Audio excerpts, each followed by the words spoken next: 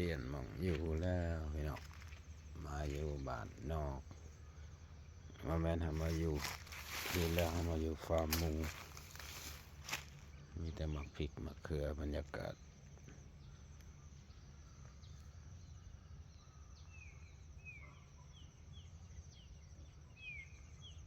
หมักพริกหมักเขือปลูกไว้เข้ามาตรงเทพบอกมาตรงเทพ2-3 มื้อนี่อยู่พลีแถวนครราชสีมาFCแถวนี้มาเฮ็ดงานเลี้ยงหมูยังไม่ได้มีโอกาสถ่ายว่าสิถ่ายมันเย็นขนาดไหนเนาะก็คืออยู่บ้านเฮารถเย็นเจี๊ยบอากาศดีพี่น้องตอนเช้าอากาศดีนะพี่น้องตอนเช้าเย็นสบาย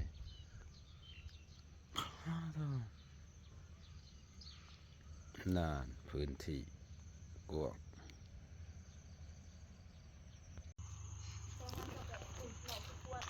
บรรยากาศยามมื้อค่ำพี่น้องอยู่มันแบบธรรมชาติเลยแบบชิวๆมาอย่างเด่นเลยพี่น้องแถวนี้ละโอ้นกไปแล้วอยู่บ้านเฮาเดียวกันเลยบรรยากาศที่บ้านเฮาอันนี้คือดอกอีสังดอกฮักบอก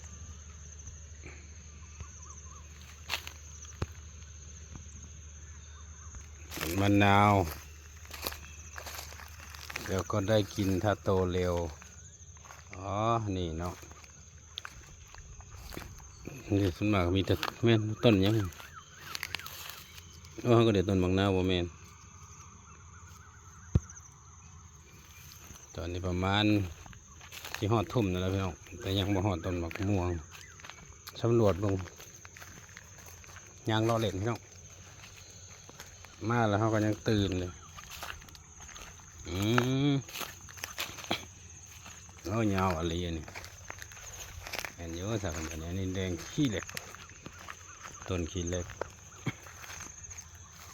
มีลายย่างหรือของปลูกนะมีทุกอย่างอันนี้คือต้นมะม่วง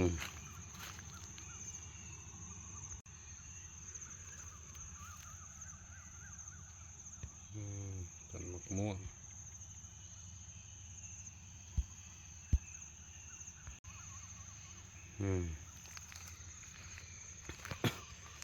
บรรยากาศย่ำแรงอยู่ไกล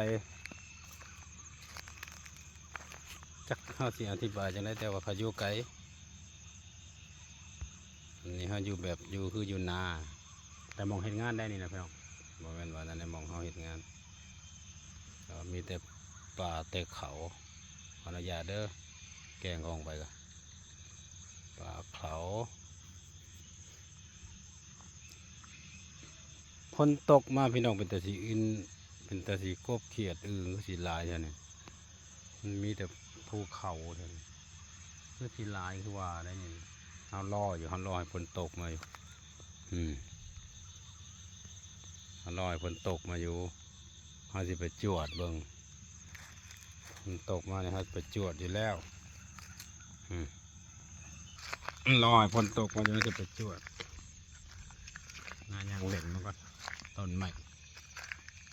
มันอยู่บ้านได้พี่น้องเห็นแบบนี้กินหอนบ้านจะจ้อยเลยกินหอนบ้านจะจ้อยเลยบรรยากาศนั่นเดียวกันเลยกับอยู่บ้านดูดีกว่าอยู่บ้านแล้วมากระทิ้นก็มีบอกส่งหมาลูกเขาอยู่บ้านนี่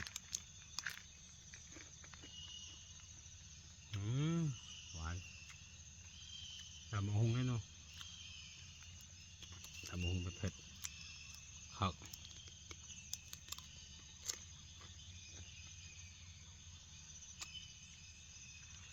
อยู่นครราชสีมาทำงานอยู่พี่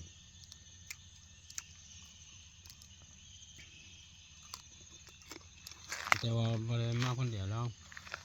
เมียลงมาเมื่อวาน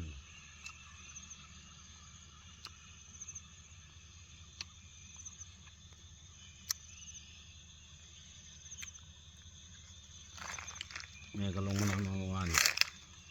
ก็เลยเมียกำลังเริ่มงานวันนี้มันลงมาเมื่อวาน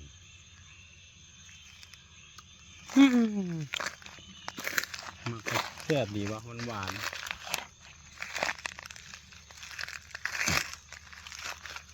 นางเลาะก่อนดอกกระถิน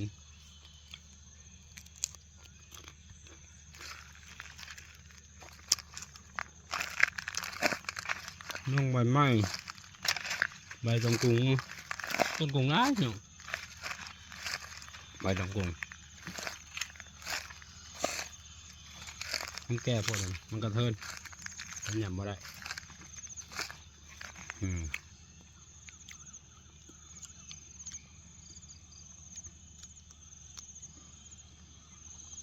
ห้ามักข้า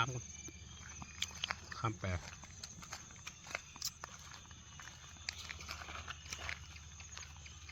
มีจะต้นวะมันไม่หมากเลยมันบ่เป็นบ่ต้นบ่ท่านใหญ่ต้องใส่อยู่มันบ่ท่านใหญ่ก็เลยว่าท่านเป็น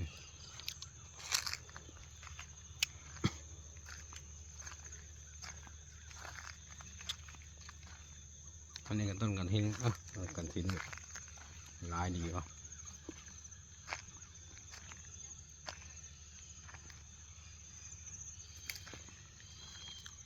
ข้าวว่าได้เล่นตะกี้ว่าสิมือเมียลงมาว่าสงกรานต์แล้วว่าเสียเมียลงมาแบบนี้ก็เลยว่ามันมาไหวพี่น้องมันค่ารถค่าล่างก็เลย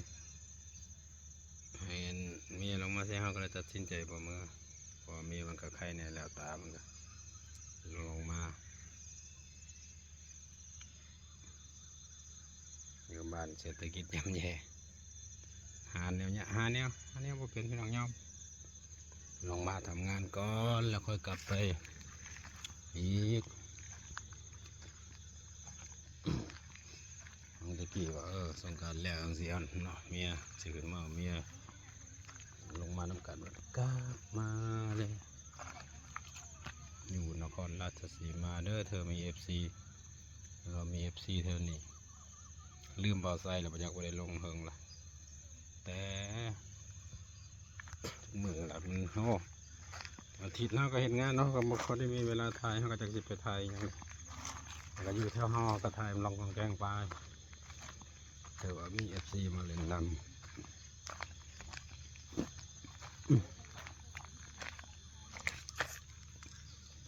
มองนั่งกะตัวนั้นตัวนี้เนาะมันสมุนบนนั่งนั่นนี่ไปมืดละบาทนี่พี่น้องภาพกับบริษัทคือจังหวะเขาเปิดแพทนี่นะคือบริษัทแต่ว่ามันกลางคืนแล้วกล้องก็คือมัวแต่ว่าโทรศัพท์มันล้วนแล้วพี่น้องล้วนแห้งแล้ว